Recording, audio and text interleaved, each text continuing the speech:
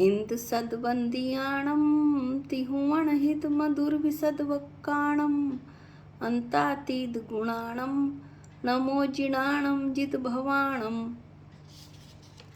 इस प्रकार पंच अस्तिकाय का हम अध्ययन कर रहे थे। उसमें हमने गाथा 6 का अध्ययन किया था पिछले वीडियो में। उसका एक क्विक रिवीजन करते हैं। यहाँ पर हमने 5 अस्तिकायों तथा काल को द्रव्यपना कहा था कि 5 अस्तिकायों को काल के साथ मिला दिया जाए तो ये 6 द्रव्य बन जाते हैं। अब काल को 5 अस्तिकायों के साथ क्यों मिलाया इसे तो बाद में देखेंगे, और काल को परिवर्तन लिंग क्यों कहा इसे भी बाद में देखेंगे। पहले ये देखते हैं कि द्रव्य क्या है। द्रव्य वास्तव में सहभावी गुणों का तथा कर्म भावी पर्यायों का अभेद रूप से आधारभूत है, अर्थात द्रव्य आधार है और गुण और पर्याय आधेय हैं, तथापि वे एक दूसरे से अभेद हैं। जैसे अग्नि आधार है और उष्णता आधेय है, लेकिन फिर भी अग्नि और उष्णता एक दूसरे से अभेद हैं। अब बात ये उठती है कि द्रव्य है, द्रव्य का मतलब ये फ्लो करना, परिणमन करना। द्रव्य जो परिणमित हो चुके हैं, परिणमित हो रहे हैं और आगे भी परिणमित होंगे। इन भावों पर्याय रूप परिणमित होने के कारण ये जो 5 अस्तिकाएं हैं और ये परिवर्तन लिंग काल है, ये 6 द्रव्य कहलाते हैं। परिवर्तन लिंग काल को 6 द्रव्यों में शामिल कर लिया गया है, और इसे परिवर्तन लिंग क्यों कहा ये भी अभी बताते हैं। पहले ये बताते हैं द्रव्य का कि भूत, वर्तमान और भावी तीनों रूप परिणमित होते हुए भी वे अनित्य नहीं है कहीं से भी, क्योंकि भूत, वर्तमान और भावी भाव रूप अवस्थाओं में भी वे अपने प्रतिनियत यानी अपने अपने निश्चित स्वरूप, अपने अपने उत्पाद व द्रव्य, अपने अपने स्वभाव को ये 6 द्रव्य नहीं छोड़ते, इसलिए वे नित्य ही हैं। अब मेन बात ये हुई कि काल को परिवर्तन लिंग कहा एक तो, और काल को 5 अस्तिकायों में क्यों शामिल कर लिया। हम साधारण सी बात है कि कोई भी जो कार्य होता है उसका कोई ना कोई कारण होना चाहिए, और कार्य के साथ कारण हमेशा रहता ही रहता है। पुद्गल आदि का परिवर्तन जो हमने ऊपर पढ़ा, पुद्गल, धर्म, अधर्म, आकाश, जीव का परिवर्तन हो रहा है, उस कार्य का जो कारण है वो काल है। यानी पुद्गल आदि के परिवर्तन का जो साध्य, ये जो साध्य हो रहा है, इस साध्य का जो साधन है वो काल है, निमित्त काल है।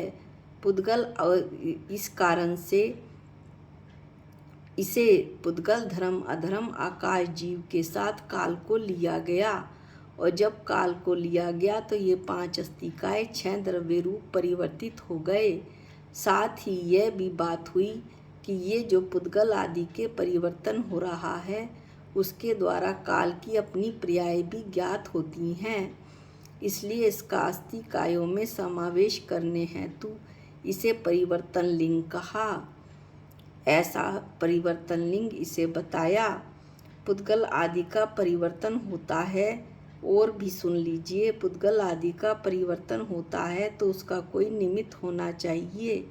इस प्रकार परिवर्तन रूप चिन्ह द्वारा काल का अनुमान होता है, जिस प्रकार धुआं रूपी चिन्ह द्वारा अग्नि का अनुमान होता है उसी तरह। इसलिए काल को परिवर्तन लिंग कहा।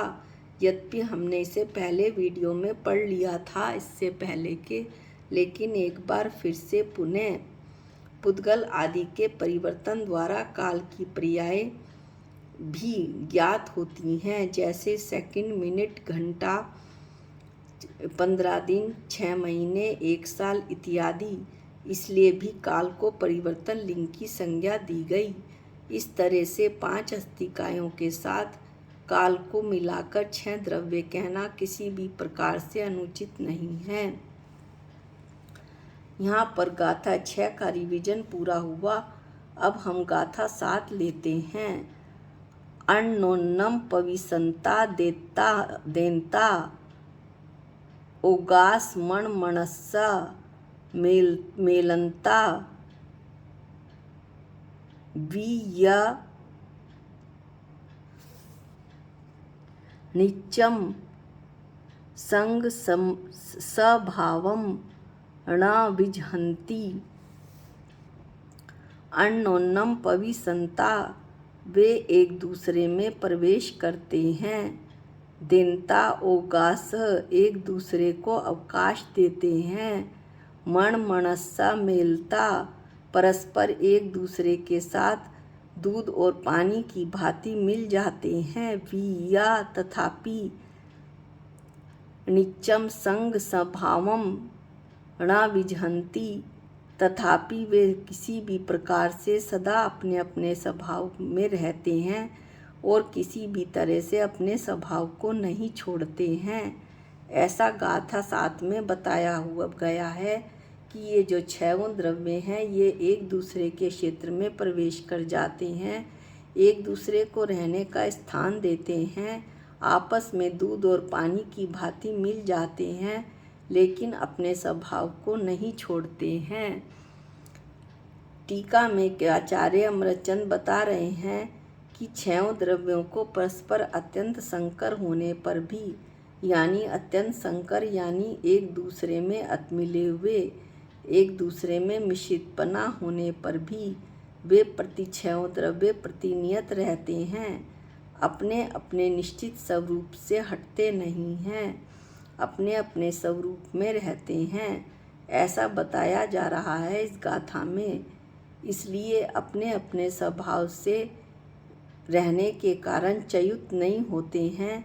इसलिए परिणाम वाले होने पर भी, यानी परिणमित होने पर भी, जैसे पहले बतलाया था कि ये 6 द्रव्य परिणमित होते हैं। द्रव्य का अर्थ ही है फ्लो, परिणमन, जिसमें परिणमन होता हो। यदि वो परिणमन ना हो उसमें तो वो जड़ हो जाएगा, द्रव्यपना ही उसमें खत्म हो जाएगा।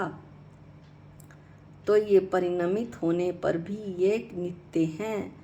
नित्य भी बता दिया था कि ये कैसे हैं कि वे अपने स्वरूप को नहीं छोड़ते हैं। ऐसा भी पहले 6वीं गाथा में ही कहा है। इसलिए वे एकत्व को प्राप्त नहीं होते।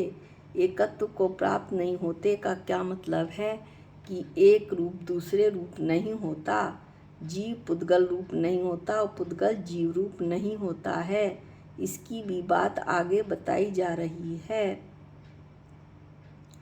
कि यद्यपि जीव तथा कर्म यानी नौकर्म शरीर अनादिकाल से एक साथ हैं, तो व्यवहार न के कथन से इनमें एकत्व कहा जाता है कि ये एक क्षेत्र अवघा संबंध है। व्यवहार न के कथन से कि ये एक साथ रहते हैं। कौन? जीव और उसका शरीर, जीव और पुद्गल। तथापि जीव तथा कर्म यानी नौकर्म यानी शरीर, ये एक दूसरे को के स्वरूप को ग्रहण नहीं करते। ना तो जीव का भी शरीर बनता है और ना शरीर का भी जीव बनता है।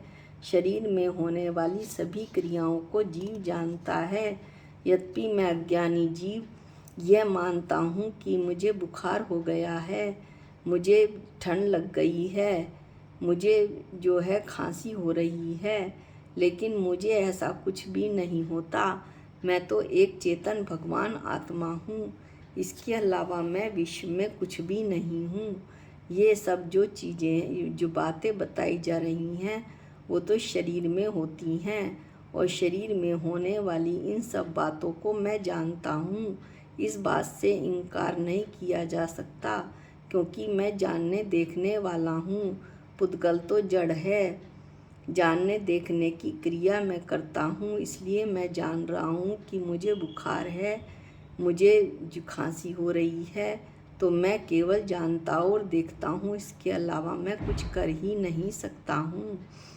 इस तरह यहाँ पर बतलाया कि 6 द्रव्य आपस में मिले होने पर भी एक दूसरे में दूध और पानी की भांति एक क्षेत्र अवगाह होने पर भी अपने स्वरूप को नहीं छोड़ते हैं। एक दूसरे के स्वरूप को ग्रहण नहीं करते, ना अपने स्वरूप को छोड़ते हैं। आगे जो गाथा 8 है वो बहुत ही इम्पॉर्टेंट है। उसमें सत्ता के विशेषण बताए गए हैं। ये हम अगले वीडियो में लेंगे और उसे 1 या 2 या 3 पार्टों में पढ़ाया जाएगा। मेरे ख्याल से 3 या 4 पार्ट्स में ही पढ़ाया जाएगा। तो ये अगले वीडियो में ही संभव हो पाएगा। आज के लिए इतना ही। निज निधि निज में बताई, ये अनंत उपकार है।